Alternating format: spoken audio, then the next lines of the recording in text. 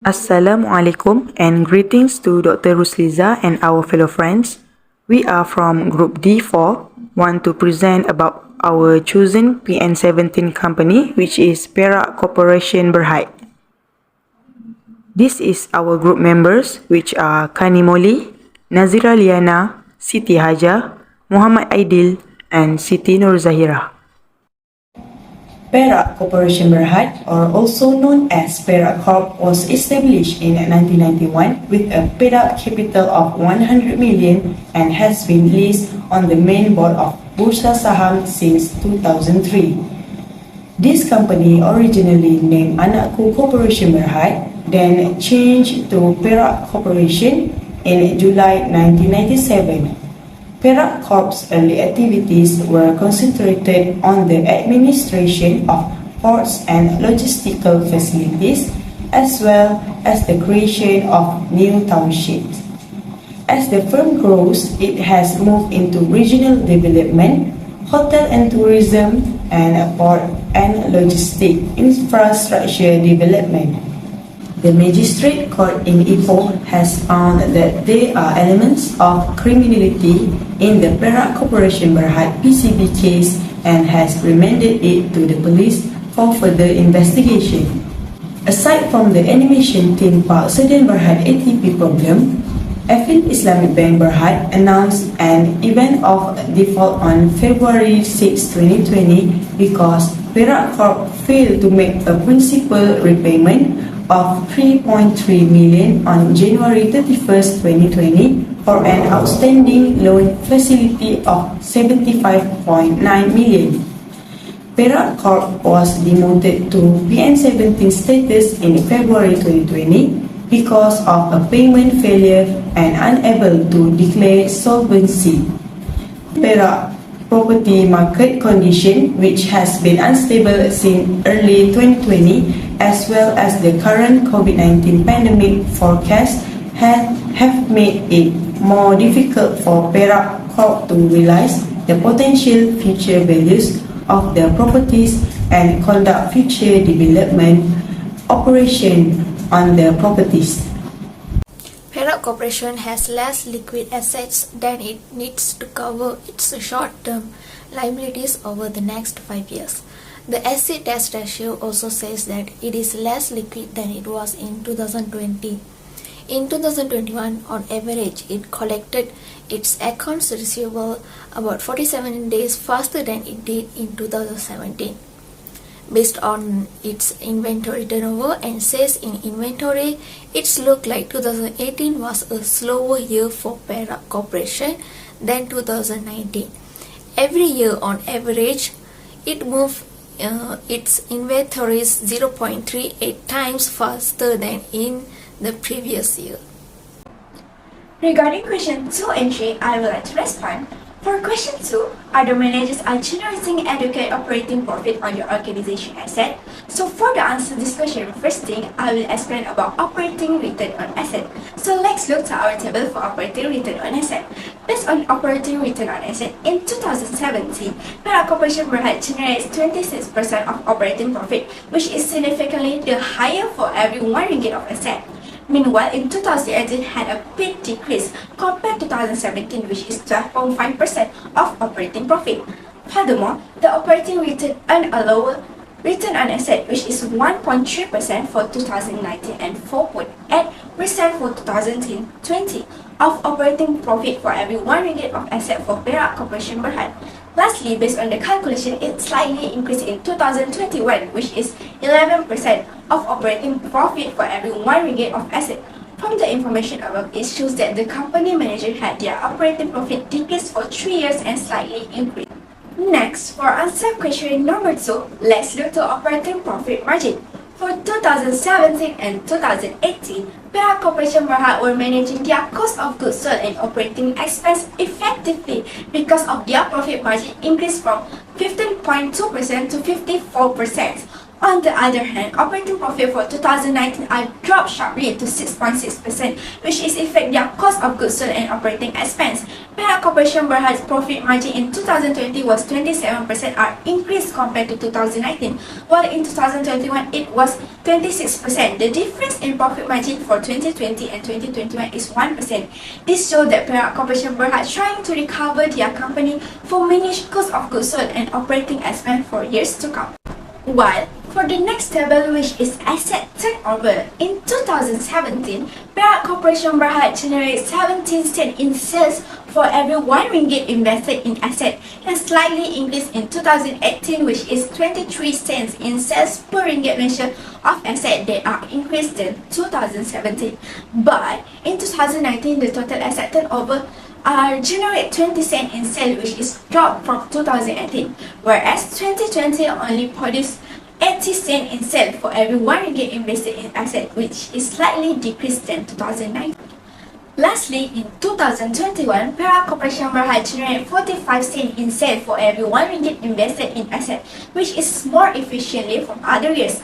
Last table for answering question number 2 is fixed asset turnover. In 2017, Perak Corporation Berhad generated 51 cents in sale for every 1 ringgit invested in fixed asset, which is lower compared to 2018 that generated 62 cents in sales.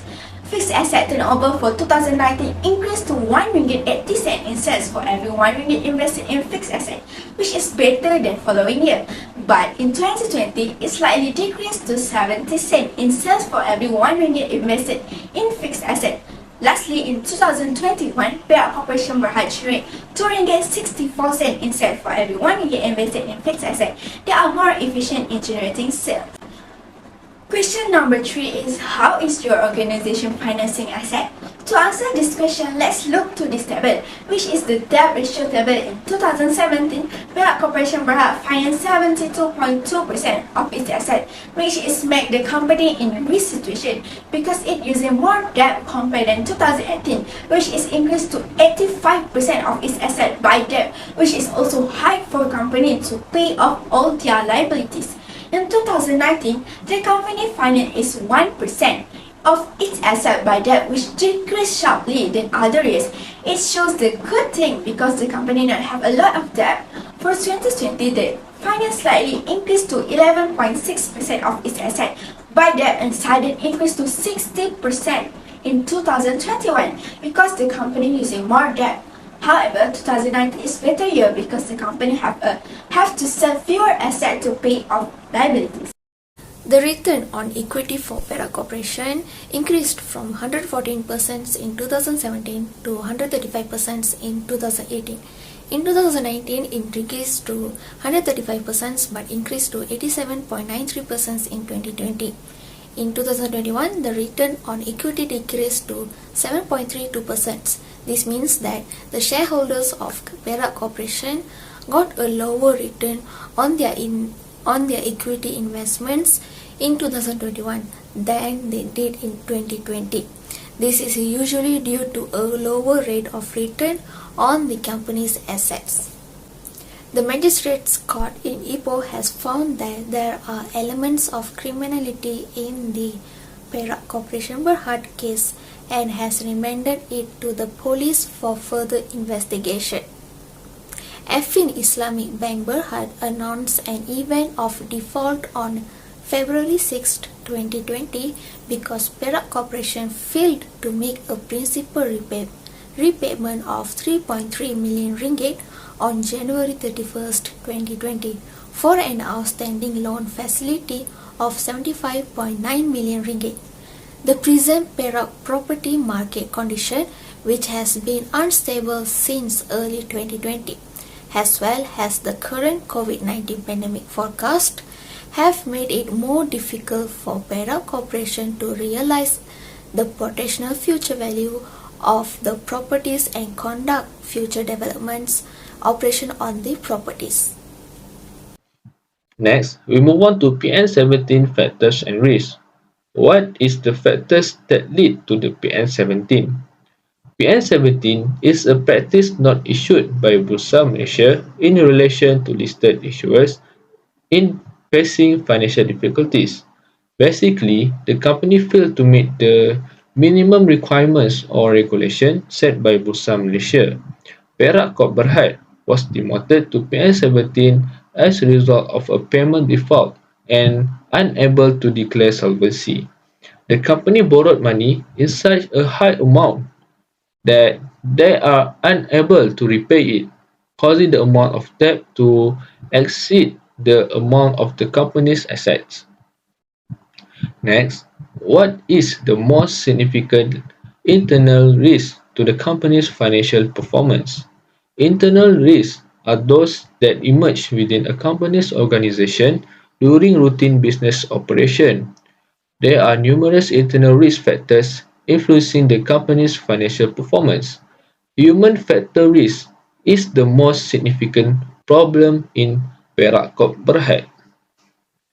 In the research that has been done, PCB has been prosecuted because there is a criminal element of asset manipulation that has been done by irresponsible individuals in the company. This situation has demonstrated employee dishonesty in doing business, as well as inefficient companies or leaders who allow this to occur. PCB's ineffective management strategy has also resulted in a substantial debt burden and inability to repay its bill. This has revealed the company's internal weakness, which is very significant and further upsets their financial performance. Next, I will talk about projection and recommendation. First is revenue and gross profit. Based on annual report 2018 of Perak Corporation, the group recorded that revenue of RM 119.9 million and increased by 6% as compared to the previous financial revenue, which is RM 185.8 million. Next, based on annual report 2019 of Perak Corporation, the group recorded revenue of RM 149.7 million, a decrease by 90% as compared to the previous financial year revenue of RM 164.2 million for continuing operations. For the annual report 2020 of Perak Corporation, the group recorded revenue of RM 131.6 million, covering both continuing and discontinued operations, a decrease by 20% as compared to the previous financial year revenue of RM 163.7 million. Based on annual report 2021 of Perak Corporation, the group recorded a higher revenue of RM 245.2 million compared to the financial year 2020 of RM 131.6 million. Next is financial position. Perak Corporation financial position continued to be robust as at 31 December 2018. Perak Corporation Berhad generates 26% of operating profit, which is insignificantly the higher for every 1 ringgit of assets. Meanwhile, in 2018 had a big decrease compared to 2017, which is the 12.5% of operating profit for every 1 ringgit of asset. Furthermore, the operating return earned a lower return on asset, which is 1.3% for 2019 and 4.8% for 2020 of operating profit for every 1 ringgit of asset for Perak Corporation Berhad and slightly increased in 2021, which is 11%. Total debt.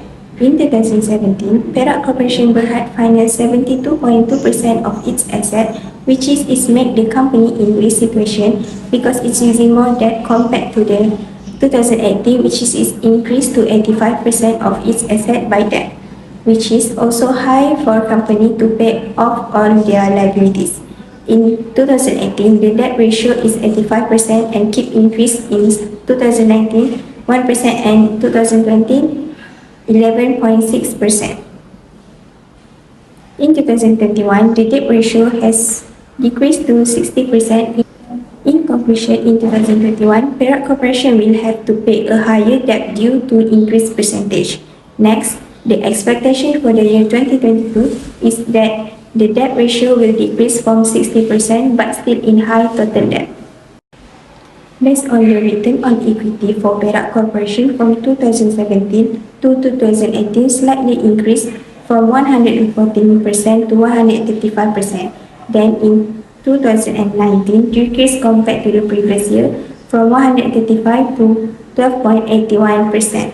And in 2020 the percentage increased to 87.93, and the next year dropped out to 7.32%. From that, we can conclude the owner of Perak Corporation in 2021 are receiving a lower return on their equity investment than all the shareholders of 2020. A lower return on the Perak Corporation asset will always result in lower equity. In conclusion, the year of 2021 is showing low performance compared to the year 2020 because the rate of return for the shareholder is low. In the debt ratio case, Perak Corporation must take a quick action to reduce and improve their debt to capital ratio. Among the strategies that can be employed are by increasing the profitability, better management of inventory, and also restricting debt. The method that can be used to lower the ratio are using a tandem with each other, and if the market timing is right, by use in conjunction with a rise in the pricing of their goods or service. The most logic step that should Perak Corporation is reduce its debt to capital ratio is will drive to increasing their sales revenue and hopefully will be the profit. Then another point about Perak Corporation current ratio is forecast to decrease by next year, as the current ratio is the liquidity ratio that will measure a company ability to pay short-term obligation. That means Perak Corporation might not be able to pay for several short-term obligations for next year. Next, for acid test ratio might stay at the same as the increase of the value. Based on the two ratio, the liquidity of Perak Corporation was too low. But if you look at the days in inventory, the days will decrease and means that the days take to sell the inventories are much lower. The inventory turnover also increased from year 2017 and 2018 to make sure that Perak Corporation could maintain this. Perak Corporation need to must better forecast its sales. Operating return on asset for Perak Corporation are forecast to decrease, so to avoid this to happen, Perak Corporation must make sure that its equipment and all assets need to replace or give a maintenance so that the productivity of asset will going to be higher and increase the operating on assets. Perak Corporation also need to be able to mark an upward shift or improvement for its shareholder. Other than that, Perak Corporation also need to use cash generation strategies for company, and by employing this resetting process, Perak can thus convert its period of loss into the one of profitability and success while stabilizing its future.